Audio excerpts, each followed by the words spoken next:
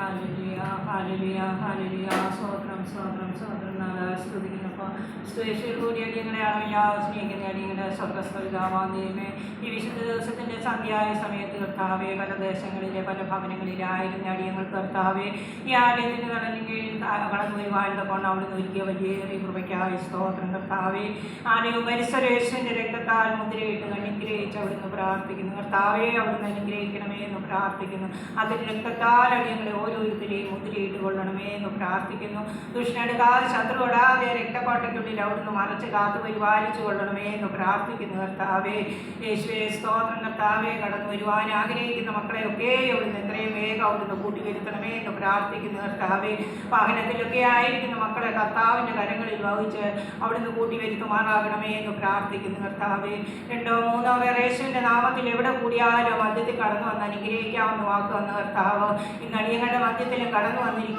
സ്തോത്രം കർത്താവേ പാടുവാനും പ്രാർത്ഥിക്കാനും തിരുവചനം ധ്യാനിക്കാനും ഒക്കെ അടിയങ്ങൾ കൃപ തരണമേ എന്ന് പ്രാർത്ഥിക്കുന്നു കർത്താവേ ആ നാമത്തിൽ കടന്നു വരുവാനുള്ള കൊണ്ട് അടിയങ്ങളെ ഓരോരുത്തരെയും അവിടുന്ന് ഒരുക്കിയ വലിയ കൃപയ്ക്കായി സ്തോത്രം കർത്താവേ കർത്താവയുടെ പാദമെടുത്തിരിക്കുന്ന ഒരു ദിവസം വേറെ 1000 ദിവസത്തേക്കാൾ ഉത്തമമാണല്ലോ നാഥ അടിയങ്ങൾക്ക് തന്ന വലിയ കൃപയ്ക്കായി നന്ദിയോടെ സ്തോത്രം കർത്താവേ ഇതിനൊന്നും യോഗ്യതയില്ലായിരുന്ന അടിയങ്ങളെ കർത്താവോടൊന്ന് വിളിച്ച് വേർതിരിച്ച് അവിടുത്തെ മക്കളും പ്രിയ മക്കളുമാക്കി തീർത്ത വലിയ കൃപയ്ക്കായി സ്തോത്രം കർത്താവേ ദൈവമേ അടിയങ്ങൾ കഴിഞ്ഞ കാലത്തിലൊക്കെയും കർത്താവെ അടിയങ്ങൾ ഭാരത്തോട് പ്രയാസത്തോടൊക്കെ ആയിരുന്നപ്പോൾ എൻ്റെ കർത്താവോട് നിങ്ങളെ ആശ്വസിപ്പിച്ച് ആ പാദമെടുത്തിൽ കൂട്ടി വരുവാനുള്ള കോണം അടിയങ്ങളെ ഓരോരുത്തരെയും അവിടുന്ന് സഹായിച്ചു കൃപയ്ക്കായി സ്തോത്രം കർത്താവേ മുന്നമേ അവൻ്റെ രാജ്യവും നീതി അന്വേഷിപ്പീൻ അതോടുകൂടി സകലവും തരാമെന്ന് വാക്ക് വന്ന കർത്താവേ അടിയങ്ങളാവാൻ രാജ്യവും നീതി അന്വേഷിപ്പാൻ കടന്നു വന്നിരിക്കുന്നപ്പോൾ അടിയങ്ങളെ ഓരോരുത്തരെയും അവിടുന്ന് അനുഗ്രഹിച്ച് പറഞ്ഞയക്കണമേ എന്ന് പ്രാർത്ഥിക്കുന്നു കർത്താവേ ആരുടെയും കുറവുകളോ ബലഹീനതകളോ അവിടുന്ന് ഓർക്കരുതേ എന്ന് പ്രാർത്ഥിക്കുന്നു കർത്താവേ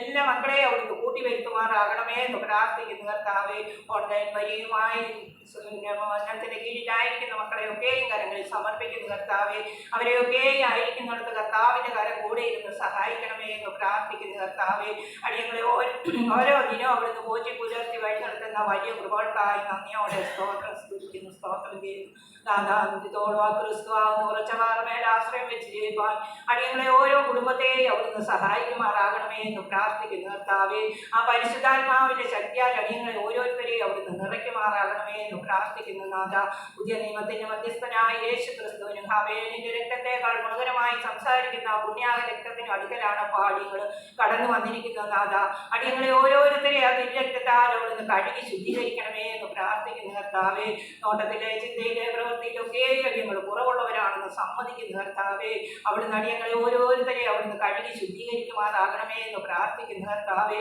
എല്ലാ നന്മകൾ കൊണ്ടും അവിടുന്ന് നിറയ്ക്കുമാറാകണമേ എന്ന് പ്രാർത്ഥിക്കുന്നു കർത്താവേ ഇത്രയും കടന്നു വരുവാൻ ആഗ്രഹിക്കുന്ന മക്കളെ അവിടുന്ന് കൂട്ടിവരുത്തുമാറാകണമേ എന്ന് പ്രാർത്ഥിക്കുന്നു ആദ്യോദയ അവസാനം അവിടുത്തെ കൃപ അടിയങ്ങണമേ വ്യാപരിക്കുമാറാകണമേ എന്ന് പ്രാർത്ഥിക്കുന്നു ആത്മാവിൽ അങ്ങ് ആരാധിപ്പാനും ആത്മാവിൽ വചനങ്ങളെ ശ്രവിപ്പാനും ഒക്കെ അടിയങ്ങൾക്ക് കൃപ തരണമേ എന്ന് പ്രാർത്ഥിക്കുന്നു കർത്താവേ ആ വചനമാകുന്ന മായമില്ലാത്ത പാലും കുടിച്ച് കർത്താവേ ക്രിസ്തുവിനോളം വളരുവാൻ തക്കവണ്ണം അടിയങ്ങളെ ഓരോരുത്തരെയും അവിടുന്ന് സഹായിക്കുമാറാകണമേ എന്ന് പ്രാർത്ഥിക്കുന്നു കർത്താവേ വെറുതെ വന്ന് വെറുതെ പോകുന്നവരായിട്ടല്ല നാഥ അനുഗ്രഹം പ്രാപിച്ച് പാപത്തെയും രോഗത്തെയും നീക്കുന്ന ശക്തി അടിയങ്ങളിൽ വ്യാപരിച്ച് കടന്നു പോകുവാൻ തക്കവണ്ണം അടിയങ്ങളെ ഓരോരുത്തരെയും അവിടുന്ന് സഹായിക്കുമാറാകണമേ എന്ന് പ്രാർത്ഥിക്കുന്നു കർത്താവേ അതിയോട് അവസാനം അവിടുത്തെ കൃപ അടിയങ്ങളോട് കൂടെ ഇരിക്കുമാറാകണമെന്ന് അടിയങ്ങൾക്ക് വേണ്ടി ജീവൻ തന്നാലും മനുഷ്യന്റെ പാതപ്പെടുത്തി സമർപ്പിക്കുന്നു കൃപയോട് ഉത്തരമെഴുതണമേ സ്വർഗീയപിതാവേ.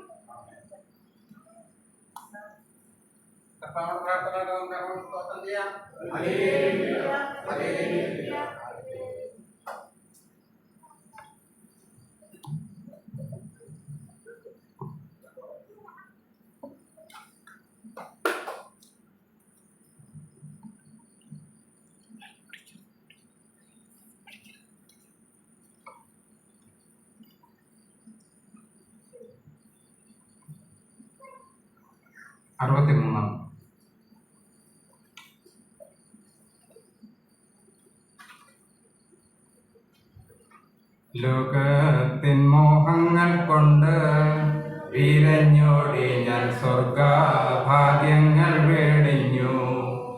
ലോകത്തിൻ മോഹങ്ങൾ കൊണ്ട് വിരഞ്ഞോടി ഞാൻ സ്വർഗഭാഗ്യങ്ങൾ വേടിഞ്ഞു. പാപിയായി ജീവിച്ച ജീവിച്ചപ്പോൾ പാതയ്ക്കു ദീപമില്ല. പാപിയായി ജീവിച്ചപ്പോൾ പാതയ്ക്കു ദീപമില്ല. സ്വർഗ സന്തോഷമില്ല, നിത്യ സ്നേഹിതരില്ല. സ്വർഗ സന്തോഷമില്ല, നിത്യ സ്നേഹിതരില്ല. ലോകത്തിൻ മോഹങ്ങൾ കൊണ്ട് വിരഞ്ഞോടി ഞാൻ സ്വർഗ ഭാഗ്യങ്ങൾ വേടിഞ്ഞു.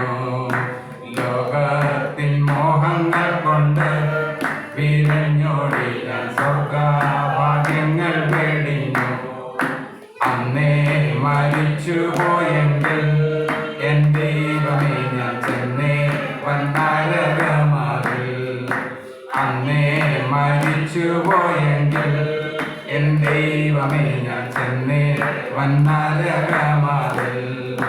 തന്നു നിൻ കൃപാദാനമെന്നും ജീവിച്ചിടുവാൻ. തന്നു നിൻ കൃപാദാനമെന്നും ജീവിച്ചിടുവാൻ. നിന്നാത്മശക്തിയ നിത്യം നടത്തണമേ. നിന്നാത്മശക്തിയ നിത്യം നടത്തണമേ. ലോകത്തിൻ മോഹങ്ങൾ കൊണ്ട് വിരഞ്ഞോടി ഞാൻ സ്വർഗഭാഗ്യങ്ങൾ വേടിഞ്ഞു. ലോകത്തിൻ മോഹങ്ങൾ കൊണ്ട് വിരഞ്ഞോടി ഞാൻ സ്വർഗഭാഗ്യങ്ങൾ വേടിഞ്ഞു. ആർക്കും വർണ്ണിച്ചുകൂടാത്ത സ്വർഗ സന്തോഷമകത്തിലാക്കിയല്ലോ നീ. ആർക്കും വർണ്ണിച്ചുകൂടാത്ത സ്വർഗ സന്തോഷമകത്തിലാക്കിയല്ലോ നീ. മാറ്റം വരാതെ എന്നെ കാക്കേണം പൊന്നുനാഥ. മാറ്റം വരാതെ എന്നെ കാക്കേണം പൊന്നുനാഥ. ഈ ലോകം വിട്ടു നിന്റെ മേലോകം ചേരുവോളും. ഈ ലോകം വിട്ടു നിന്റെ മേലോകം ചേരുവോളും. ലോകത്തിൻ മോഹങ്ങൾ കൊണ്ട് വിരഞ്ഞോടി ഞാൻ സ്വർഗഭാഗ്യങ്ങൾ വേടിഞ്ഞു. ലോകത്തിൻ മോഹങ്ങൾ കൊണ്ട് വിരഞ്ഞോടി ഞാൻ സ്വർഗഭാഗ്യങ്ങൾ വേടിഞ്ഞു. എന്നു മേഘത്തിൽ വരുമോ മധ്യാകാശത്തിൽ തൻ്റെ കാന്തയെ ചേർക്കുവാൻ. എന്നു മേഘത്തിൽ വരുമോ മധ്യാകാശത്തിൽ തൻ്റെ കാന്തയെ ചേർക്കുവാൻ. വന്നു വിളിച്ചിടുമ്പോൾ അങ്ങ് വസിച്ചിടും ഞാൻ. വന്നു വിളിച്ചിടുമ്പോൾ അങ്ങ് വസിച്ചിടും ഞാൻ. ഇങ്ങുള്ള കഷ്ടം മാറന്നങ്ങു ഞാൻ ഗാനം പാടും. ഇങ്ങുള്ള കഷ്ടം മാറന്നങ്ങു ഞാൻ ഗാനം പാടും. ലോകത്തിൻ മോഹങ്ങൾ കൊണ്ട് വിരഞ്ഞോടി ഞാൻ സ്വർഗഭാഗ്യങ്ങൾ വേടിഞ്ഞു. ലോകത്തിൻ മോഹങ്ങൾ കൊണ്ട് വിരഞ്ഞോടി ഞാൻ സ്വർഗഭാഗ്യങ്ങൾ വേടിഞ്ഞു. പാപിയ ജീവിച്ചപ്പോൾ പാതയ്ക്കു ദീപമില്ല. പാപിയ ജീവിച്ചപ്പോൾ പാതയ്ക്കു ദീപമില്ല. സ്വർഗ സന്തോഷമില്ല, നിത്യ സ്നേഹിതരില്ല. സ്വർഗ സന്തോഷമില്ല, നിത്യ സ്നേഹിതരില്ല.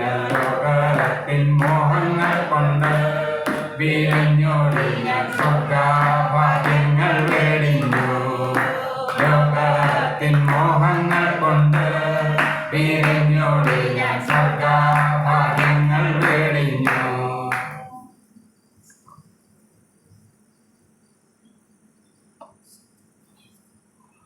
എഴുപത്തിരണ്ടാം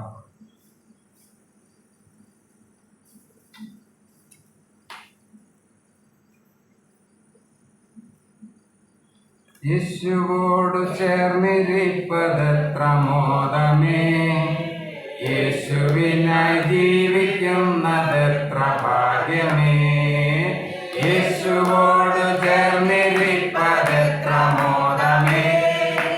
യേശുവിനായി ജീവിക്കുന്നതെത്ര ഭാഗ്യമേ. ആശ തന്നോടെന്നും എന്നിൽ വർദ്ധിച്ചിടുന്നേ. ആശ തന്നോടെന്നും എന്നിൽ വർദ്ധിച്ചിടുന്നേ. ആശു തന്റെ കൂടെ വാഴാൻ കാംക്ഷിച്ചിടുന്നേ.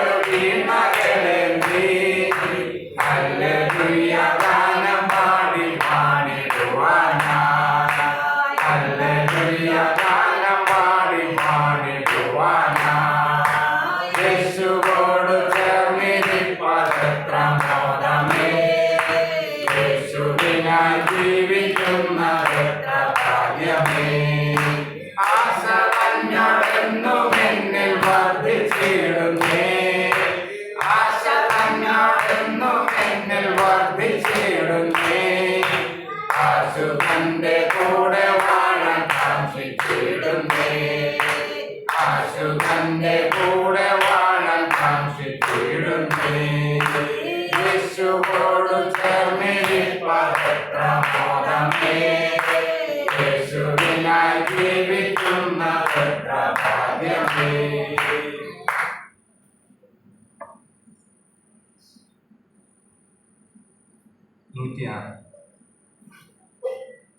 106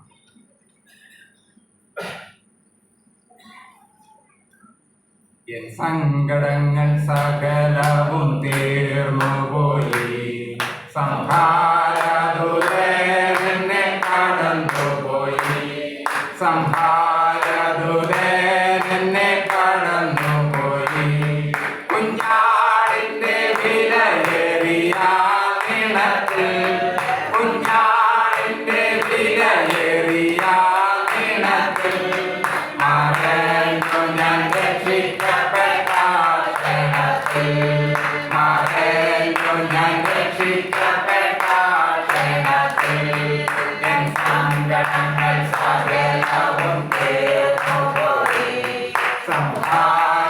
സംഹാരദൂതനെ കടന്നുപോയി സംഹാരദൂതനെ കടന്നുപോയി പറവനു ഞാനിനി അടിമയല്ല പറവനു ഞാനിനി അടിമയല്ല പരമസിയോനിൽ ഞാൻ അന്യനല്ല പരമസിയോനിൽ ഞാൻ അന്യനല്ല എൻ സങ്കടങ്ങൾ സകലവും തീർന്നുപോയി സംഹാരദൂതനെ കടന്നുപോയി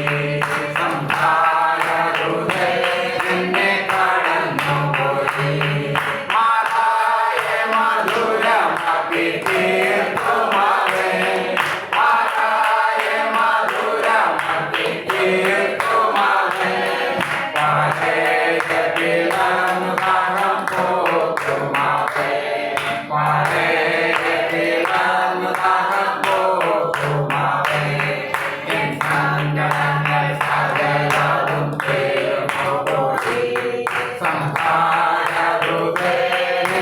കടന്നുപോയി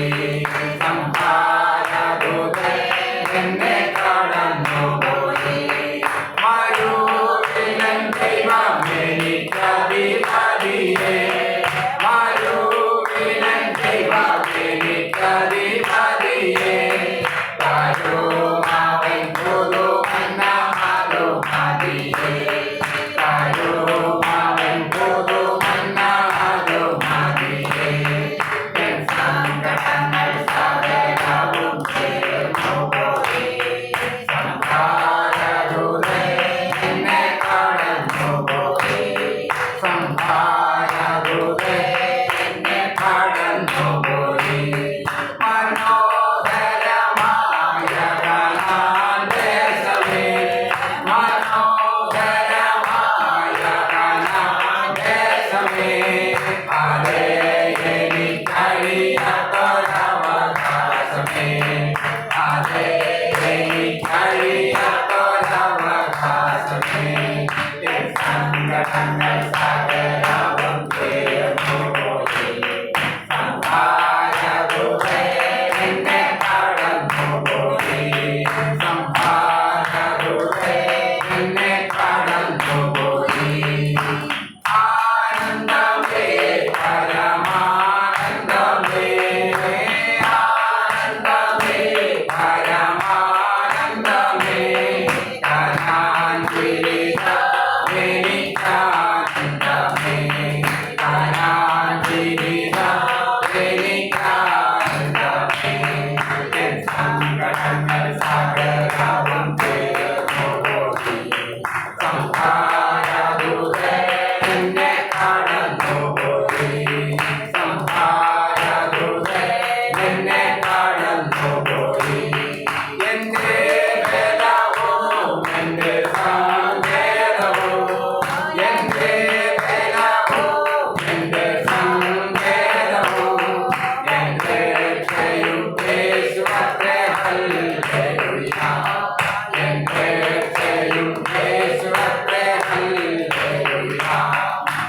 സങ്കടങ്ങൾ സകലവും തീർന്നു പോയി സംഹാരദൂതൻ എന്നെ കടന്നു പോയി സംഹാരദൂതൻ എന്നെ കടന്നു പോയി സംഹാരദൂതൻ എന്നെ കടന്നു പോയി സംഹാരദൂതൻ എന്നെ കടന്നു പോയി.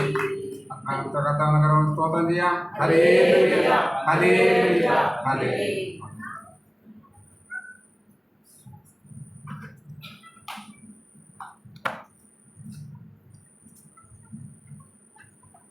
അമ്പത്തിയൊന്നാം സങ്കീർത്തനം.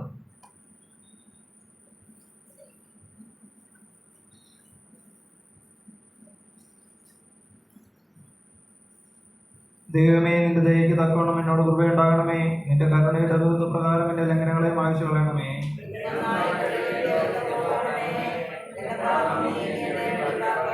എന്റെ ലംഘനങ്ങളെ ഞാൻ അറിയുന്നു, എന്റെ പാപം എപ്പോഴും എന്റെ മുമ്പിലിരിക്കുന്നു.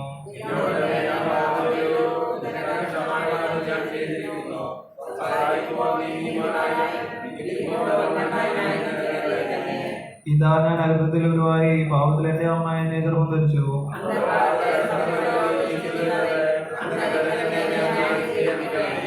ഞാൻ നിർമ്മലനാകേണ്ടതിന് ഈ സോപ്പ് കൊണ്ട് എന്നെ ശുദ്ധീകരിക്കണമേ. ഞാൻ ഹിമത്തേക്കാൾ വെളുക്കേണ്ടതിന് എന്നെ കഴുകണമേ.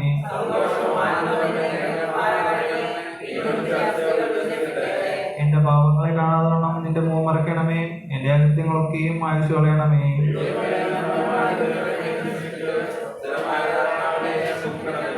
നിന്റെ സന്നിധിയിൽ എന്നെ തള്ളിക്കളയരുതേ. നിന്റെ പരിശുദ്ധാത്മാവിനെ എന്നിൽ നിന്ന് എടുക്കുകയും വരുതേ.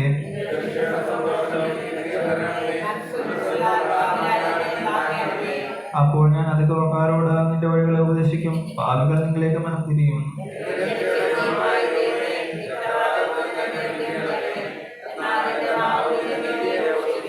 കർത്താവേ, എന്റെ അതിരങ്ങളെ തുറക്കണമേ. എന്നാൽ എന്റെ വായ നിന്റെ സ്തുതിയെ വർണ്ണിക്കും.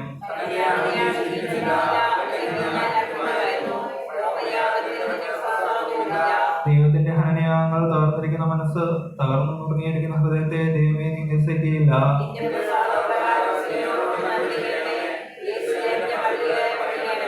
അപ്പോൾ നീ നീതിയാഗങ്ങളിലും ഹോമയാഗങ്ങളിലും സർവ്വഹോമങ്ങളിലും പ്രസാദിക്കും. അപ്പോൾ നിന്റെ യാഗപദ്ധതിയിൽ ദൈവമേ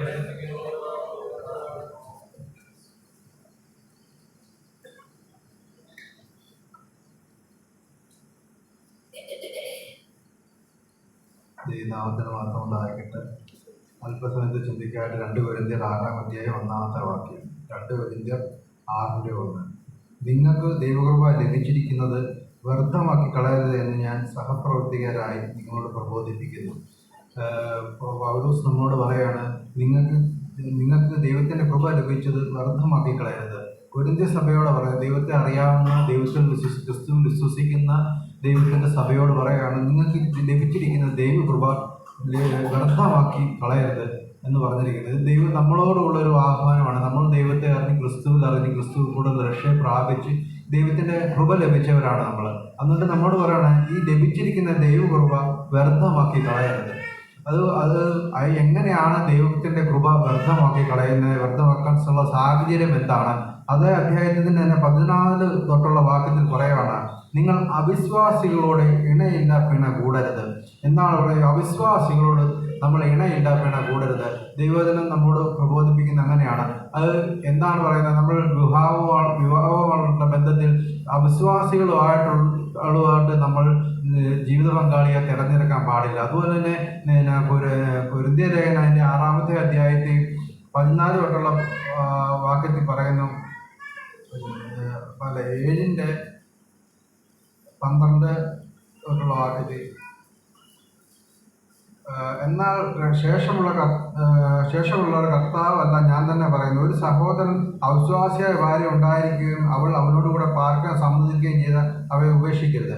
അവിശ്വാസിയുള്ള ഭർത്താവ് ഒരു സ്ത്രീക്കും അവൻ അവളോടുകൂടെ പാർക്കാൻ സമ്മതിച്ചെങ്കിൽ ഭർത്താവിനെ ഉപേക്ഷിക്കരുത്. വിവാഹം കഴിഞ്ഞവരുടെ കാര്യത്തെക്കുറിച്ചല്ല, വിവാഹം കഴിഞ്ഞവരെ കുറിച്ചുള്ള പ്രബോധനത്തിൽ പറയുന്നത് അങ്ങനെയുള്ളവർ ഉപേക്ഷിക്കാൻ പാടില്ല. പക്ഷേ വിവാഹം ചെയ്യുന്നവരെ കുറിച്ച്, അല്ലെങ്കിൽ വിവാഹം കഴിക്കാൻ തയ്യാറെടുക്കുന്നവരെ കുറിച്ചാണ് പറയുന്നത് നിങ്ങൾ അവിശ്വാസികളായ ഇണകളെ കണ്ടുപിടിക്കാൻ പാടില്ല. നമ്മളെന്തായാലും പലതും വിവാഹത്തിലേക്ക് കടന്നു ചെല്ലുമ്പോൾ നമ്മൾ പറയും, പല കാര്യങ്ങളും സംസാരിക്കും. ഇപ്പോൾ വിവാഹത്തിന് മുമ്പേ ഫോണിൽ അങ്ങോട്ടും ഇങ്ങോട്ടും ഒക്കെ സംസാരിക്കുമ്പോൾ ബാക്കി എല്ലാ കാര്യങ്ങളും സംസാരിക്കുമെങ്കിൽ എന്തുകൊണ്ട് ക്രിസ്തുവിനെ വിശ്വസിച്ചതാണോ, ക്രിസ്തുവിൽ കൂടെ രക്ഷയെ കൈക്കൊണ്ടതാണോ, അങ്ങനെയുള്ള ഒരു ആഗ്രഹം ഈ വിവാഹം കഴിക്കാൻ പോകുന്ന ആൾക്കാർക്ക് തീർച്ചയായിട്ടും ഉണ്ടാകും. കാരണം വിവാഹം കഴിക്കുക എന്നുള്ളതല്ല പ്രധാനം. വിവാഹം കഴിച്ച് അതിനാൽ ആ വിവാഹ ബന്ധം സമാധാനത്തോടുകൂടെ സന്തോഷത്തോടെ ജീവിക്കുക എന്നതാണ് ഏറ്റവും പ്രധാനപ്പെട്ട കാര്യം.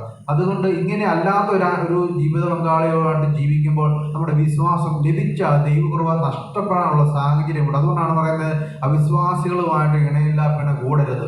അതുകൊണ്ട് വിവാഹബന്ധത്തിലോട്ടുള്ള ആ ജീവിതത്തിൽ പ്രവേശിക്കാൻ തയ്യാറെടുക്കുന്ന ആൾക്കാരെല്ലാം ചിന്തിക്കേണ്ട കാര്യം, നമ്മൾ വിശ്വാസിയായ ഒരു ഇണയെ കണ്ടെത്തണം. അത് ആദ്യമേ സംസാരിക്കുമ്പോൾ നമ്മുടെ വിശ്വാസം പറയാം. ബാക്കിയെല്ലാം നമ്മൾ പഠിപ്പുണ്ട്, വിദ്യാഭ്യാസം, ജോലി, ശമ്പളം ഒക്കെ നമ്മൾ സംസാരിക്കും, അല്ലെ പാരമ്പര്യം, എല്ലാ കാര്യങ്ങളും നമ്മൾ സംസാരിക്കും. പക്ഷേ വിശ്വാസത്തെക്കുറിച്ച് നമ്മൾ സംസാരിക്കണം. എൻ്റെ വിശ്വാസം ഇതാണ്, ഈ വിശ്വാസം അനുസരിച്ച് ജീവിക്കണം, ഇതാണ്, എന്തുകൊണ്ടാണ് ഇങ്ങനെ ജീവിക്കേണ്ട ആവശ്യകതയെക്കുറിച്ചൊക്കെ സംസാരിക്കാൻ ജീവിതത്തിൽ ഇടയായി തീരണം. എൻ്റെ സഭയോടുള്ള ബന്ധത്തിൽ എനിക്ക് പലപ്പോഴും തോന്നിയിട്ടുണ്ട്, പലരും വിവാഹബന്ധത്തിൽ ബാക്കി എല്ലാ കാര്യങ്ങളും ചർച്ച ചെയ്യും, എങ്കിൽ വിശ്വാസത്തിൻ്റെ രീതിയിൽ വരുമ്പോൾ അതും ഒരു വിട്ടുവീഴ്ചയുണ്ട്.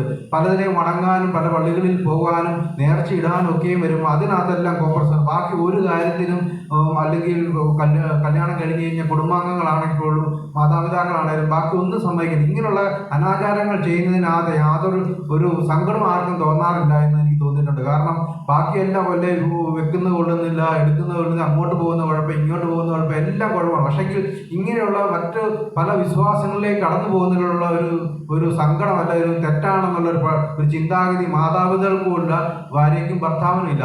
അതുകൊണ്ടാണ് പറയുന്നത് വിശ്വാസി ആയിരിക്കണം. അത് നമ്മൾ തിരഞ്ഞെടുക്കുമ്പോൾ അത് നമ്മുടെ ചിന്താഗതി, കാരണം ദൈവകൃപ നഷ്ടപ്പെടാനുള്ള സാഹചര്യം അവിടെ ഉണ്ടെന്ന് പൗലോസ് നമ്മളെ പ്രബോധിപ്പിക്കുന്നു. അതുകൊണ്ട് തന്നെ അതിൻ്റെ രണ്ടാമത്തെ കാര്യത്തിൽ പറയുന്നു, നീതിക്കും അധർമ്മത്തിനും തമ്മിൽ എന്തൊരു ചേർച്ച, നീതിയും അധർമ്മത്തിനും തമ്മിൽ എന്തൊരു ചേർച്ച. നമ്മൾ നീതിയും അധർമ്മവും തമ്മിൽ ഒരിക്കലും യോജിക്കുന്നില്ല. ഇത് നമ്മുടെ ജീവിതത്തിൽ വ്യക്തിപരമായി ചിന്തിക്കുകയാണെങ്കിൽ നമ്മളെ സംബന്ധിച്ചിടത്തോളം മറ്റുള്ളവരുടെ കാര്യത്തിലെല്ലാം നമുക്ക് ഈ നീതിയും അന്യായവും എല്ലാം നമുക്ക് തിരിച്ചറിയാനുള്ള ഒരു കഴിവ്, പ്രത്യേക ഒരു കഴിവ് നമുക്കുണ്ട്. അവർ എല്ലാ മനുഷ്യരും ആ സ്വന്തം ജീവിതത്തിൽ അതില്ല. ഞാൻ ചെയ്യുന്നത് നീതിയാണോ, ഞാനും എൻ്റെ ഭാര്യയും തമ്മിലുള്ള ഇടപാടുകളിൽ നീതി ന്യായമുണ്ടോ, അധർമ്മം അവിടെ ഉണ്ടോ, അത് കുഞ്ഞുങ്ങളുമായിട്ടുള്ള കാര്യങ്ങളിൽ അധർമ്മമുണ്ടോ, മാതാപിതാക്കളുമുള്ള കാര്യത്തിൽ നീതി അധർമ്മം എൻ്റെ ജീവിതത്തിലുണ്ടോ എന്ന് നമ്മൾ നോക്കാറില്ല. നമുക്ക് മറ്റുള്ളവരുടെ കാര്യത്തിൽ, മറ്റ് സഹവിശ്വാസികളുമായി, മറ്റുള്ള ചുറ്റുപാടുകളുമായിട്ടുള്ള കാര്യങ്ങൾ നോക്കുമ്പോൾ അവരുടെ നീതിയെയും അധർമ്മത്തെക്കുറിച്ച് നല്ല ബോധ്യം നമ്മളുണ്ട്.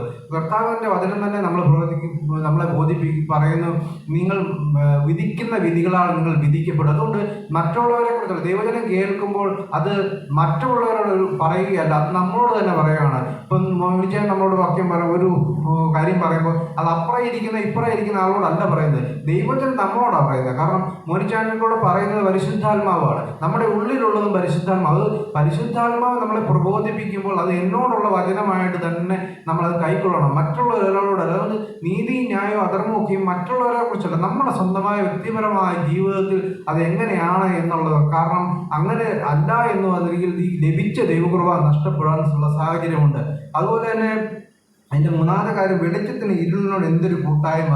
വെളിച്ചവും ഇരുളും നമ്മൾ ഒരിക്കലും കൂടിച്ചേരുകയില്ല. വെളിച്ചമുള്ളിടത്ത് ഇരുട്ടില്ല, ഇരുട്ടുള്ളിടത്ത് വെളിച്ചമില്ല. അതാണ് നമുക്കറിയാവുന്ന കാര്യമാണ്. അതുപോലെ തന്നെ യോഹന്നാൻ എഴുതിയ സുവിശേഷം അതിൻ്റെ 1-ാം അധ്യായത്തെ അതിൻ്റെ 1 തൊട്ടുള്ള 5 വരെയുള്ള വാക്യങ്ങൾ ഇപ്രകാരം പറയുന്നു, ആദ്യം വചനമുണ്ടായിരുന്നു, വചനം ദൈവത്തോടു കൂടിയായിരുന്നു, വചനം ദൈവമായിരുന്നു, അവൻ ആദ്യം ദൈവത്തോടു കൂടി ആയിരുന്നു, സകല യേശു മുഖാന്തരം ഉളവായതൊന്നും യേശുവിനെ കൂടാതെ ഉളവായതല്ല. യേശുവിൽ ജീവൻ ഉണ്ടായിരുന്നു, ജീവൻ മനുഷ്യരുടെ വെളിച്ചമായി തീർന്നു, വെളിച്ചം ഇരുട്ടിൽ പ്രകാശിച്ചിരുന്നു, ഇരുളോ അതിനെ പിടിച്ചടക്കിയില്ല. ക്രിസ്തുവിനെ കുറിച്ച് പ്രകാശം എന്താണ് പറയുന്നത്? പ്രകാശം എന്ന് പറയുന്നത് ക്രിസ്തുവാണ്. ആ ക്രിസ്തുവും ഇരുളും തമ്മിൽ ഒരിക്കലും ചേരത്തില്ല. അത് പറഞ്ഞ പോലെ നമ്മുടെ ജീവിതത്തിൽ ഒരു കാരണവശാലും ഈ ഭൗതികമായ ജീവിതവും ക്രിസ്തുവുമായിട്ടുള്ള ജീവിതവും തമ്മിൽ ഒന്നിച്ചു പോകത്തില്ല. അതാണ് വേർപാട് എന്നുള്ള ഒരു സംഭവം നമ്മുടെ ജീവിതത്തിലുണ്ട്. മറ്റൊരു പലതിനോടും ലൗകികമായ അല്ല ഭൗതികമായ പല സംഗതികളോടും പല വിട്ടുവീഴ്ചകളും അല്ലെങ്കിൽ അതിനോട് പിരിഞ്ഞ് ക്രിസ്തുവിനോട് ചേരണം. വെളിച്ചത്തോട് ചേരണമെങ്കിൽ ഇരുളിൽ നിന്ന് നമ്മൾ വെളിച്ചത്തിലേക്ക് വന്നെങ്കിൽ മാത്രമേ നമ്മുടെ ജീവിതത്തിൽ സാധ്യമായുള്ളൂ. അതുകൊണ്ട് ഇരുള് എന്ന് പറയുന്നത് ഈ പിശാചും, അതിൻ്റെ അടുത്ത വാക്യത്തിൽ അത് തന്നെ പറയുന്നുണ്ട്, ഇരുളെന്ന് പറയുന്ന പിശാചും വെളിച്ചം എന്ന് പറയുന്ന ക്രിസ്തുവുമാണ്. അടുത്തതായി പറയുന്നു, ക്രിസ്തുവിനും ബലിയാനും തമ്മിൽ എന്ത് പൊരുത്തം? ക്രിസ്തുവിനും പിശാചിനും തമ്മിൽ എന്താണ് പൊരുത്തമുള്ളത്? ഒരു പൊരുത്തവുമില്ല. അതുകൊണ്ട് ക്രിസ്തുവുമായിട്ട് നമുക്ക് ചേരണമെങ്കിൽ പിശാചിന്റെ എല്ലാ തന്ത്രങ്ങളിലും നമ്മൾ ഒഴിഞ്ഞു നിന്നെങ്കിൽ മാത്രമേ നമുക്ക് സാധിക്കുള്ളൂ. ക്രിസ്തുവിനോട് ഇങ്ങനെ ജീവിച്ചാൽ മാത്രമാണ് നമുക്ക് ലഭിച്ചിരിക്കുന്ന ഈ ദൈവകൃപ നഷ്ടപ്പെടാതിരിക്കും. കാരണം ഇത് നഷ്ടപ്പെടാൻ സാധ്യതയുള്ള ഒരു കാരണമാണ്. അവസാനത്തോടെ ഓട്ടം തികയ്ക്കണം. അവസാന നിമിഷം വരെ ഈ ഓട്ടം തികച്ചെങ്കിൽ മാത്രമേ ദൈവസന്നിധിയിൽ ഈ ദൈവകൃപ നമുക്ക് പ്രാപിച്ചെടുക്കാൻ സാധിക്കുള്ളൂ. കുറച്ച് നാൾ നമ്മൾ ദൈവസന്നിധിയിൽ നടക്കുകയും കുറച്ച് നാൾ പിന്നെ മാറിപ്പോവുകയും ചെയ്ത് അത് ദൈവസന്നിധിയിൽ നിന്നുള്ള ദൈവകൃപ നമുക്ക് നഷ്ടപ്പെടും. അങ്ങനെ വരാതിരിക്കണമെങ്കിൽ ക്രിസ്തുവിനോട് പൂർണ്ണമായി ചേർന്നുകൊണ്ട് പിശാചിന്റെ സംഗതികളെ അല്ലെങ്കിൽ എല്ലാ കാര്യങ്ങളെയും വിട്ടകന്ന് ഇരിക്കണം. ഈ പിശാചിന്റെ സംഗതികളെ അവന്റെ തന്ത്രങ്ങളെ അറിയാത്തവരല്ലോ എന്ന് പൗലോസ് നമ്മളെ പ്രബോധിപ്പിക്കുന്നുണ്ട്. അതുപോലെ തന്നെ അത് കഴിഞ്ഞ് പറയുന്ന വിശ്വാസിയുമായി എന്തോഹരിയാണ് നമുക്ക് കിട്ടുന്നത്. ഓരോ വിശ്വാസികൾക്കല്ല ഓരോ ഓഹരിയും, അവിശ്വാസികൾ വേറൊരു ഓഹരിയുമാണ്. അതിനോട് ചേർന്ന് വരത്തില്ല. അതുകൊണ്ട് നമുക്ക് അവിശ്വാസിയായി ജീവിച്ചാൽ വിശ്വാസിയുടെ ഓഹരി ലഭിക്കില്ല. ഇതിനെല്ലാം നമുക്ക് വിധിക്കുന്നതും ന്യായം വിധിക്കുന്നതും നമ്മളുടെ ഹൃദയങ്ങളെ ശോധന ചെയ്യുന്നതായ കർത്താവിന്റെ സന്നിധിയിൽ എല്ലാ ന്യായവിധിയും യേശുവിനെ ഏൽപ്പിച്ചിരിക്കുന്നതും ദൈവജനം നമ്മളെ പഠിപ്പിക്കുന്നു. അപ്പോൾ അവിശ്വാസിയുടെ ഓഹരിയും അവിശ്വാസികൾക്കും, വിശ്വാസിയുടെ ഓഹരി വിശ്വാസിക്കും ലഭിക്കണമെങ്കിൽ നമ്മൾ വിശ്വാസിയായിട്ട് രണ്ടുപേരും ഒന്നിച്ച് നടന്നാൽ, അതുപോലെ തന്നെ ദൈവജനം നമ്മളെ ഓർപ്പിക്കുന്നുണ്ട്, ഒരേ കിടക്കയിൽ കിടക്കുന്ന കർത്താവ് വരുമ്പോൾ ഒരാളെ കൈക്കൊള്ളും, മറ്റൊരാൾ തിരസ്കരിക്കുമെന്ന് പറഞ്ഞു. അവിശ്വാസിയായ ഭാര്യ അല്ല ഭർത്താവിനെ സ്വീകരിക്കുമ്പോൾ, ഒരു വിശ്വാസിയായ ഭാര്യയോ അല്ല ഭർത്താവിനെ സ്വീകരിക്കുമ്പോൾ അവിശ്വാസിയായ ഭാര്യ ഭർത്താവിനെ ഉപേക്ഷിക്കപ്പെടുന്ന ഒരു കാര്യത്തെക്കുറിച്ച് നമ്മൾ പഠിക്കും. യേശു കർത്താവിനെ നമ്മളോട് പറയുന്ന കാര്യം നമ്മൾ പഠിക്കുന്നുണ്ട്. അപ്പോൾ തീർച്ചയായിട്ടും അവിശ്വാസിയും ഒരു ഇതിനോടൊന്നും കോംപ്രമൈസ് ചെയ്യാൻ നമുക്ക് ഒരിക്കലും അല്ലെങ്കിൽ നമുക്ക് ജീവിതത്തിൽ സാധിക്കത്തില്ല. കാരണം ഒരു അന്ത്യം വരെയും നമ്മുടെ ഓട്ടം ദൈവോടെ ഓടാൻ തക്കവണ്ണം ജീവിതത്തിനിടയായി തീരണം. അത് കഴിഞ്ഞ് പറയുകയാണ്, ദേവാലയത്തിന് വിഗ്രഹത്തിന് എന്ത് യോഗ്യത. വിഗ്രഹവും ദേവാലയവും തമ്മിൽ ചേരത്തില്ല. നമ്മൾ പക്ഷേ ഇന്നത്തെ ദേവാലയങ്ങളെ നോക്കിക്കേ, മുഴുവൻ വിഗ്രഹങ്ങളേ ഉള്ളൂ. അതുപോലെ വെളിച്ചത്തിന് ഇരുളിനോട് ചേരുവാൻ ഒരിക്കലും സാധിക്കത്തില്ല. അതുപോലെയാണ് ദേവാലയത്തിന് വിഗ്രഹങ്ങളോട് ചേരുവാൻ സാധിക്കില്ല. ഇന്ന് ആക്ഷരീയമായ ദേവാലയത്തെക്കുറിച്ച് നമ്മൾ ചിന്തിക്കാൻ തന്നെ എല്ലാ ദേവാലയങ്ങളിലും നല്ലൊരു ശതമാനം ദേവാലയങ്ങളിലും വിഗ്രഹം ഇരിക്കുന്നു. ഒന്നിനെ വണങ്ങരുത്, നമസ്കരിക്കരുതെന്ന് ദൈവജനം വ്യക്തമായി പഠിപ്പിക്കുമ്പോൾ അവിടെ ഇരിക്കുന്ന വിഗ്രഹം ഇരിക്കുമ്പോൾ ദൈവത്തെ ആരാധിക്കാൻ ഒരിക്കലും സാധിക്കത്തില്ല. അങ്ങനെ സാധിക്കുമെങ്കിൽ ദൈവത്തിനും ക്രിസ്തുവിനും പിശാചിനും ഒരുമിക്കാൻ സാധിക്കും. അങ്ങനെ പറ്റത്തില്ല എന്ന് ദൈവജനം നമ്മളെ പഠിപ്പിക്കുമ്പോൾ ദൈവജനത്തിന്റെ ദേവാലയത്തിനും വിഗ്രഹത്തിനും ഒരിക്കലും ചേരുവാൻ സാധിക്കില്ല. യാതൊന്നിനെ ഉണ്ടാക്കാൻ പാടില്ല. സ്വർഗത്തിലെങ്കിലോ ഭൂമിയിലെങ്കിലോ ഭൂമിക്ക് കീഴെ പാതാളത്തിലുള്ള ഒന്നിന്റെ പ്രതിമ ഉണ്ടാക്കി അവയെ നമസ്കരിക്കുകയോ കുമ്പിടുകയോ പാടില്ല എന്ന് ദൈവജനം വ്യക്തമായി പഠിപ്പിക്കുമ്പോൾ ദേവാലയത്തിൽ ഒഴിക്കുന്ന യാതൊരു ക്രിസ്തു കുരിശ് പോലും ഉണ്ടാക്കാൻ പാടില്ല എന്ന് യാതൊന്നിൻ്റെ എന്ന് പറഞ്ഞാൽ ക്രിസ്തുവിന്റെ രൂപമോ ക്രിസ്തുവിൽ ക്രൂശിൽ ധരിച്ച ക്രൂശിന്റെ രൂപമോ യാതൊന്നും ഉണ്ടാക്കാൻ പാടില്ല. ഒരു ദേവാലയത്തിൽ ഇരിക്കുമ്പോൾ ഇതിനോട് യോഗ്യത അല്ല എന്ന് ദൈവജനം നമ്മളെ പ്രബോധിപ്പിക്കുന്നു. നമ്മൾ അതിനെ വണങ്ങാനോ കുമ്പിടുവാനോ പാടില്ല. കാരണം അതിനെ കുമ്പിടുമ്പോൾ, അതിനോട് വണങ്ങുമ്പോൾ, അതിനോട് താതാത്മ്യം പാലിക്കുമ്പോൾ നമുക്ക് ലഭിച്ചതായ ഒരു ദൈവകൃപ നമ്മുടെ ജീവിതത്തിൽ നിന്ന് നഷ്ടപ്പെടുവാനുള്ള സാധ്യതയുണ്ട്. അത് തീർച്ചയായിട്ടും ദൈവജനം നമ്മളെ ഓർപ്പിക്കുന്നു. അതുപോലെ തന്നെ ഇത് നമ്മൾ അക്ഷരീയമായ ഒരു കെട്ടിടത്തിന്റെ രൂപത്തിലുള്ള ദേവാലയത്തെ കുറിച്ചാണ് നമ്മൾ ചിന്തിച്ചെങ്കിൽ അതിന്റെ 16-ാമത്തെ ഭാഗത്തിൽ പറയുന്നു, ദേവാലയത്തിന്റെ വിഗ്രഹത്തിന് എന്ത് യോഗ്യത? നാം ജീവനുള്ള ദൈവത്തിന്റെ ആലയമല്ലോ. ദൈവത്തിന് നമ്മളോട് പറയുന്നത് നമ്മൾ ജീവനുള്ള ദൈവത്തിന്റെ ആലയം, നമ്മൾ തന്നെ ദൈവത്തിന്റെ ആലയമാണ് എന്ന് നമ്മളോട് ഓർപ്പിക്കുന്നു. 1 കൊരിന്ത്യർ 3-ാം അധ്യായം അതിന്റെ 16-ാമത്തെ വാക്യത്തിൽ ഇങ്ങനെ പറയുന്നു, നിങ്ങൾ ദൈവത്തിന്റെ മന്ദിരമെന്നും ദൈവത്തിന്റെ ആത്മാവ് നിങ്ങളിൽ വസിക്കുന്നുവെന്നും നിങ്ങൾ അറിയുന്നില്ലയോ? ദൈവത്തിന്റെ മന്ദിരം നശിപ്പിക്കുന്നതിനെ ദൈവം നശിപ്പിക്കും. ദൈവത്തിന്റെ മന്ദിരം വിശുദ്ധവും നിങ്ങളും അങ്ങനെ തന്നെ. നമ്മൾ ഇന്ന് പുതിയ നിയമത്തിലേക്ക് കടന്നു വരുമ്പോൾ നമ്മളാണ് ദൈവത്തിന്റെ മന്ദിരം, ദൈവത്തിന്റെ ആലയം. നമ്മൾ വിശുദ്ധമായി ഇതിനെ സൂക്ഷിക്കുവാൻ തക്കവണ്ണം ജീവിതത്തിൽ ഇടയായി തീരണം. അതുപോലെ തന്നെ മത്തായിയുടെ സുവിശേഷം അതിന്റെ 10-ാമത്തെ അധ്യായം അതിന്റെ 37-ാമത്തെ വാക്യത്തിൽ ഇങ്ങനെ പറയുന്നു. മത്തായിയുടെ സുവിശേഷം അതിന്റെ 10-ാമത്തെ അധ്യായം 37-ാമത്തെ വാക്യം, എന്നേക്കാൾ അധികം അപ്പനെയോ അമ്മയോ പ്രിയപ്പെടുന്ന എനിക്ക് യോഗ്യനല്ല. എന്നേക്കാൾ അധികം മകനെയോ മകളെയോ പ്രിയപ്പെടുന്ന എനിക്ക് യോഗ്യനല്ല. എൻ്റെ ക്രൂശ് എടുത്ത് അനുഗമിക്കാൻ അനുഗമിക്കാത്തവൻ എനിക്ക് യോഗ്യനല്ല. ക്രിസ്തുവിനേക്കാൾ അധികമായി നമ്മൾ എന്തിനെ പ്രതിഷ്ഠിച്ചാലും ജീവിതത്തിൽ അത് ക്രിസ്തുവിന് സന്നിധിയിൽ യോഗ്യമല്ല. അത് നമ്മുടെ ജീവിതത്തിൽ ഒരു വിഗ്രഹമായി തീരുന്ന ഒരു അവസ്ഥയാണ്. അതുപോലെ തന്നെ ഏറ്റവും അധികമായി ആരാ സ്നേഹിക്കണം? ക്രിസ്തുവിനെ സ്നേഹിക്കണം. ക്രിസ്തുവിനെ അധികമായി സ്നേഹിക്കുന്നുവെന്ന് നമ്മൾ പറയുമ്പോൾ ഏറ്റവും ആദ്യം അനുസരിക്കേണ്ടത് ആരെയാണ്? ക്രിസ്തുവിനെയാണ് നമ്മൾ അനുസരിക്കുക. ക്രിസ്തു നമ്മളോട് എന്ത് പറഞ്ഞിരിക്കുന്നുവോ അതാണ് അനുസരിക്കുക. നമ്മുടെ ജീവിതത്തിൽ ഏറ്റവും വലിയ ബാധ്യതയുള്ളത് അതാണ് ചെയ്യേണ്ടത്. ബാക്കി ആര് മക്കൾ പറഞ്ഞാലോ മാതാപിതാക്കൾ പറഞ്ഞാലോ ഭാര്യ പറഞ്ഞാലോ ഭർത്താവ് പറഞ്ഞാലോ നമുക്ക് അവരെ കേൾക്കേണ്ട ഇതുണ്ടെന്ന് പറഞ്ഞാലും ക്രിസ്തു പറഞ്ഞതിന് വിരുദ്ധമായി ആര് പറഞ്ഞാലും അത് കേൾക്കാനുള്ള ഒരു ധാർമ്മികമായ കാര്യം നമുക്കില്ല.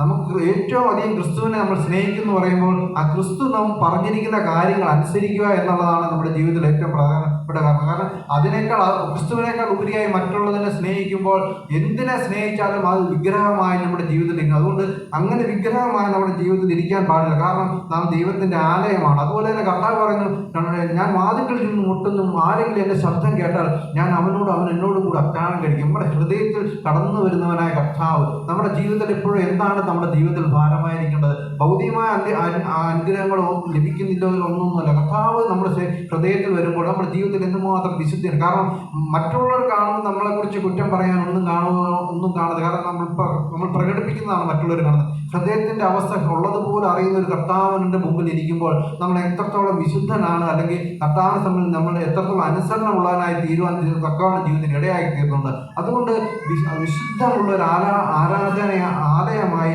വിശുദ്ധമുള്ളൊരു ജീവിതം നയിക്കാൻ തക്കവണ്ണം ജീവിതത്തിൽ ഇടയായി തീർന്നു. അങ്ങനെ ചെയ്തില്ലെങ്കിലുള്ള കുഴപ്പം നമുക്ക് ലഭിച്ചിരിക്കുന്ന ഒരു ദൈവകൃപ അത് നഷ്ടപ്പെടുവാൻ തക്കവണ്ണം ജീവിതത്തിൽ ഇടയായി തീർന്നു. അതുകൊണ്ട് നമുക്ക് ലഭിച്ച ഈ ദൈവകൃപ നമുക്ക് നഷ്ടപ്പെടുത്തി കളയാൻ ഇടയായി. കാരണം ഇത് വലിയൊരു ഭാഗ്യമാണ് നമ്മുടെ ജീവിതത്തിൽ ലഭിച്ചിരിക്കുന്നത്. അതുകൊണ്ട് ആ ലഭിച്ച ദൈവകൃപ നഷ്ടപ്പെടാതെ നിത്യതയോളം കാത്തു ഒരുപാട് കർത്താവിനെ കാണുവാൻ തക്കവണ്ണം ജീവിതത്തിൽ ഇടയായി തീരട്ടെ എന്ന് പ്രാർത്ഥിച്ചുകൊണ്ട് ഞാൻ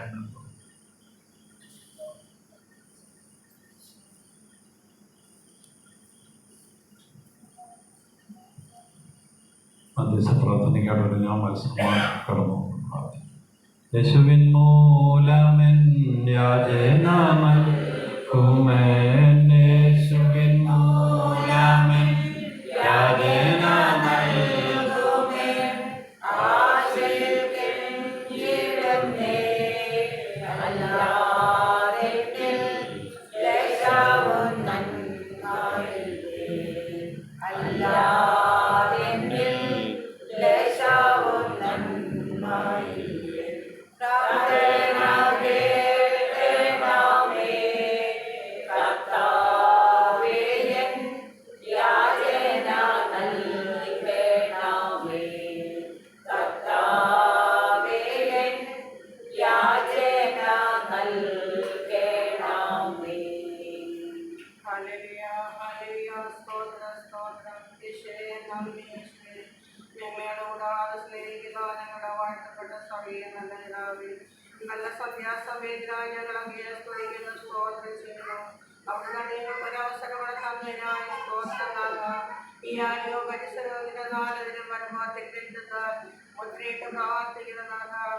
ദുഷ്ടൻ കടപ്പാതണം, ശത്രു കടപ്പാതണം, അരക്ക് കോട്ടയ്ക്കുള്ളിൽ മറച്ചുകൊള്ളണമേ എന്ന് പ്രാർത്ഥിക്കുന്നു. അടിയിൽ വിട്ടിട്ട് പോന്നിരിക്കുന്ന ഭവനങ്ങളെ വരച്ചതാൽ മുദ്ര വെച്ച് പ്രാർത്ഥിക്കുന്നതാകാം. 2 3 യേശുവിന്റെ നാമത്തിൽ കൂടി എന്നോട് നടുവിലേക്ക് വരുന്ന വാഗ്ദത്തം കർത്താവ് ഞങ്ങളുടെ മധ്യത്തിൽ വന്നിരിക്കുകയായി സ്തോത്രം നൽകാം. ഈ നിമിഷം വരെ പാടുവാനെ പ്രാർത്ഥിപ്പാനെ സങ്കീർത്തനങ്ങളെ ധ്യാനിപ്പാനൊക്കെ നൽകാം. ആ നല്ല അവസരത്തിനായി സ്തോത്രം നൽകാം. സ്വർഗസിംഹാസന ഭൂമി പാദങ്ങളുടെ പാദങ്ങൾ അടിയിൽ ഒരു മനസ്സോടെ ഇരിക്കുന്നതാകാം. ദീപത് പാതയിൽ പ്രകാശവുമാകും. അപ്രകാശമാകുന്ന വചനത്താൽ അടികളോട് നിറയ്ക്കണം എന്ന് പ്രാർത്ഥിക്കുന്നു. ഞാൻ എന്റെ കണ്ടുപർവ്വതങ്ങളിലേക്ക് ഉയർത്തുന്നു. എനിക്ക് സഹായം എവിടെ നിന്ന് വരും? എന്റെ സഹായം ആകാശത്തെ ഭൂമി ഉണ്ടാക്കിയ ഭൂമിയിൽ നിന്ന് വരുന്നു.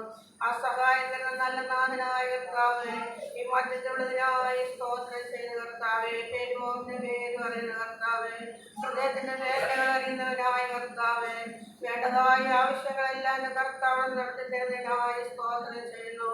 മുന്നമേ അവന്റെ രാജ്യം അന്വേഷിക്കുമ്പോൾ അതുകൊണ്ട് സകലവും നല്ല ചെയ്ത കർത്താവേ, അവാക്കുമാടാത്ത കർത്താവേ, ഇത് നമ്മുടെ മധ്യത്തിലുള്ളതിനായി സ്തോത്രം ചെയ്ത കർത്താവേ, ദേവേ, ലോകത്താൽ ഭാരപ്പെടുന്ന മക്കൾക്ക് നല്ല വൈദ്യനായി കൂടെ ഇരിക്കുന്നതിനായി സ്തോത്രം.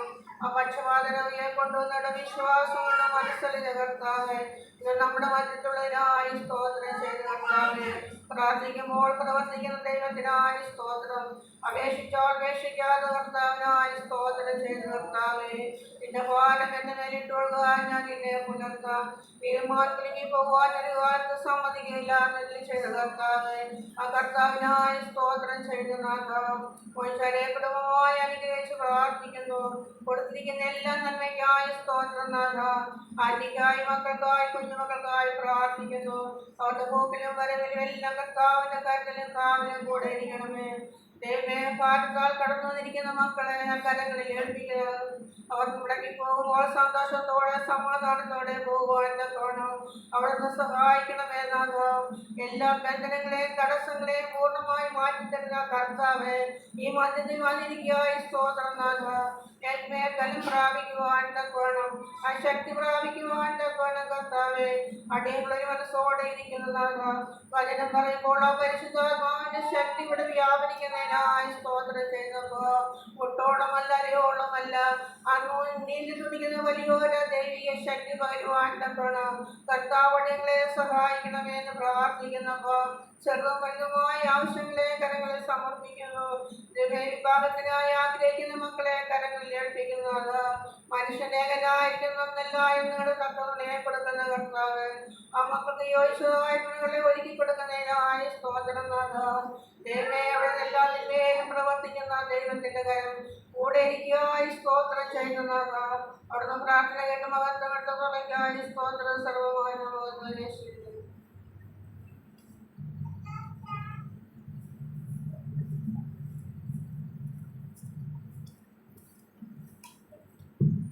ആരാധനയ്ക്കായിട്ട് നമുക്ക് തിരഞ്ഞെടുക്കാം. പാട്ടുപുസ്തകത്തിലെ 6-ാമത്തെ പാട്ട്.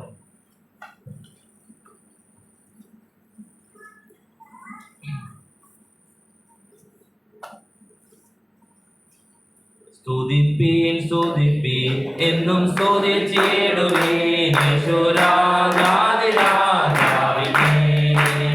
സ്തുതിപ്പീൻ സ്തുതിപ്പീൻ എന്നും സ്തുതിച്ചിടുവീൻ യേശുരാജാധിരാജാവിനെ. ഈ പാട്ടലത്തിൽ സൃഷ്ടികാരനായ നിന്റെ ഉള്ളത്തിൽ വന്നതിനാൽ ഈ പാട്ടലത്തിൽ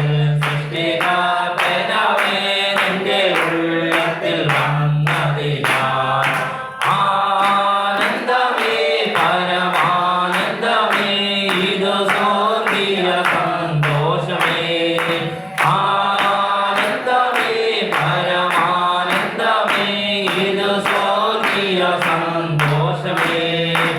ഈ പാർക്കലത്തിൽ സൃഷ്ടികാരനായ നിന്റെ ഉള്ളത്തിൽ വന്നതിനാൽ ഈ പാർക്കലത്തിൽ സൃഷ്ടികാരനായ നിന്റെ ഉള്ളത്തിൽ വന്നതിനാൽ അവൻ വരുന്ന നാളിൽ എന്റെ കരം പിടിച്ചോ തന്റെ മാറോടണ് ചീടുമേ.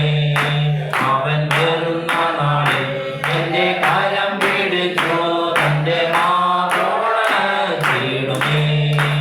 ആ സമൂഹമാരിൽ അന്ന് പ്രാർത്ഥനുമായി കാത്തുഘോഷിക്കും സന്തോഷത്താൽ. ആ സമൂഹമാരിൽ അന്ന് പ്രാർത്ഥനുമായി കാത്തുഘോഷിക്കും സന്തോഷത്താൽ. ആനന്ദമേ പരമാനന്ദമേ ഇത് സ്വർഗീയ സന്തോഷമേ. ആനന്ദമേ പരമാനന്ദമേ ഇത് സ്വർഗീയ സന്തോഷമേ. ഈ പാർക്കലത്തിൽ സൃഷ്ടികാരനായ എന്റെ ഉള്ളത്തിൽ വന്നതിനാൽ ഈ പാർക്കലത്തിൽ സൃഷ്ടികാരനായ എന്റെ ഉള്ളത്തിൽ വന്നതിനാൽ എൻ പാവങ്ങളെ മുറ്റും കഴുകിടുവാൻ ഞാൻ ജീവനെ നൽകിയവേ. എൻ പാവങ്ങളെ മുറ്റും കഴുകിടുവാൻ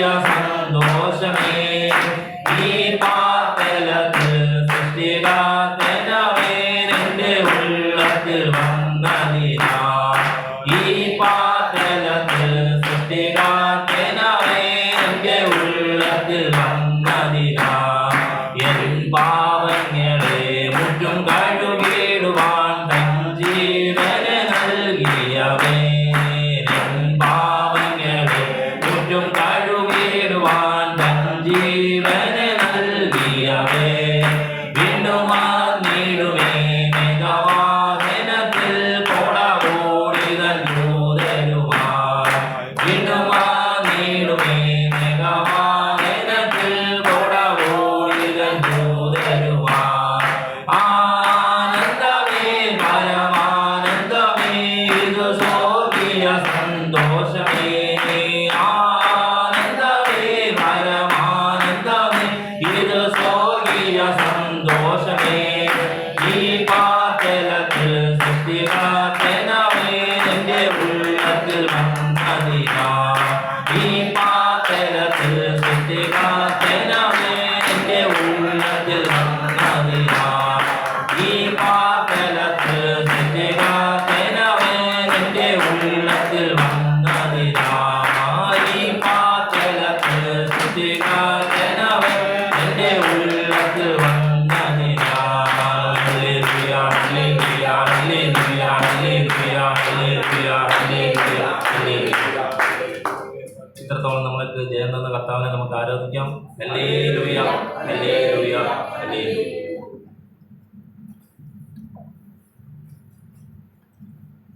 ആനന്ദിക്കണം.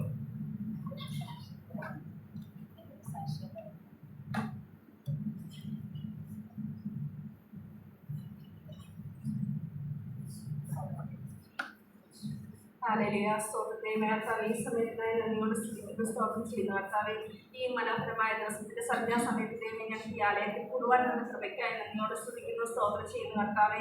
ഒരു ചെറിയ കൂട്ടമായി ഞങ്ങൾ കടന്നുകൊണ്ടിരിക്കുകയാണ് കർത്താവേ. ദൈവമേ, മോശം പറയുന്ന വചനങ്ങളൊക്കെ ദൈവമേ അത് ഞങ്ങളുടെ ഹൃദയത്തിൽ അത് മനസ്സിലാക്കി അതനുസരിച്ച് ജീവിക്കുവാൻ ദൈവമേ ഞങ്ങൾക്ക് സഹായിക്കണമേ എന്ന് പ്രാർത്ഥിക്കുന്നു കർത്താവേ.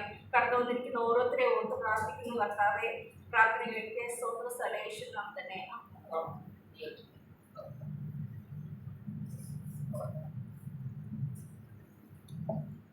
ജവാന്റിക്ക് സാക്ഷ്യം പറയാനോ? അനു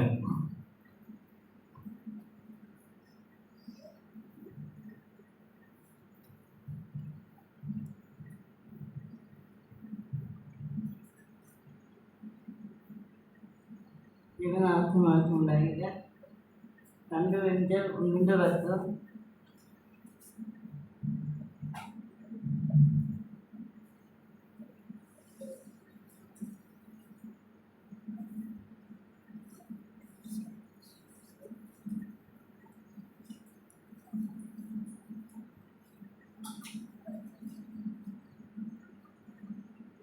ഇത്ര ഭയങ്കര മണ്ണത്തിൽ നിന്നും ദൈവം ഞങ്ങളെ വിടുവിച്ചു. മമ്മി സാക്ഷ്യം പറഞ്ഞത് എനിക്ക് 3 സർജറി എൻ്റെ സ്ഥലത്ത് നടന്നു. 2023 ഡിസംബർ 20-നും 24 ജനുവരി 11-നും 27-26-നും ദൈവം അതിൽ നിന്നെല്ലാം വിളിച്ച് എല്ലാവരും പ്രാർത്ഥന ഫലമായി ദൈവം അതിൽ നിന്നെല്ലാം എന്നെ വിളിച്ച് മെയ് മാസം മുതൽ ജോലിക്ക് പോകാനും എല്ലാം സഹായിച്ചു. ദൈവം എത്രത്തോളം വിളിച്ച് എത്രത്തോളം സഹായിച്ചു. പിന്നെ എനിക്കിവിടെ ഫ്ലൈറ്റ് യാത്ര ചെയ്ത് വരാൻ പേടിയായിരുന്നു.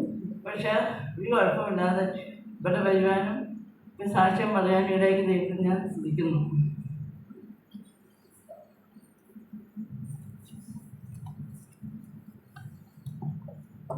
വചനം പറയുന്നു, മരണത്തിന്മേലുള്ള നീക്കുപോക്ക് കർത്താവായ യഹോവയ്ക്കുള്ളവയാണ്. അനുവിനെ സംബന്ധിച്ചിടത്തോളം സാക്ഷ്യം കുഞ്ഞോളാൻ്റെ നല്ല സമയമെടുത്ത് പറഞ്ഞത് ദൈവമക്കൾ ഓർക്കുന്നുണ്ടായി. മെഡിക്കൽ സയൻസ് പറഞ്ഞത് ഒരിക്കലും രക്ഷപ്പെടാൻ സാധ്യത ഇല്ല എന്ന് പറഞ്ഞിടത്താണ് കർത്താവ് അത്ഭുതകരമായി വിടിവിച്ച് ആ കുഞ്ഞുങ്ങൾക്ക് അമ്മയായിട്ടിരിക്കുവാനും അതുതന്നെയുമല്ല വിദേശത്ത് ജോലി ചെയ്യുവാൻ തക്കവണ്ണം ഒരിക്കലും ജോലി ചെയ്യാൻ പോലും സാധിക്കത്തില്ലെന്ന് പറഞ്ഞെടുത്ത് നമ്മുടെ കർത്താവ് അത്ഭുത മന്ത്രിയായി അത്ഭുതം ചെയ്ത് വിശ്വസിച്ചാൽ നീ ദൈവത്തിൻ്റെ മഹത്വം കാണുമെന്ന് അരുളിച്ചത് കർത്താവ് ആ മഹത്വം അനുവിലൂടെ കാണിച്ചതിനാൽ കർത്താവിനെ നമുക്ക് സ്തുതിക്കാം, സ്തോത്രം ചെയ്യാം. Hallelujah, hallelujah, hallelujah. 55 എത്ര നല്ലവൻ എൻ്റെ യേശുനായകൻ,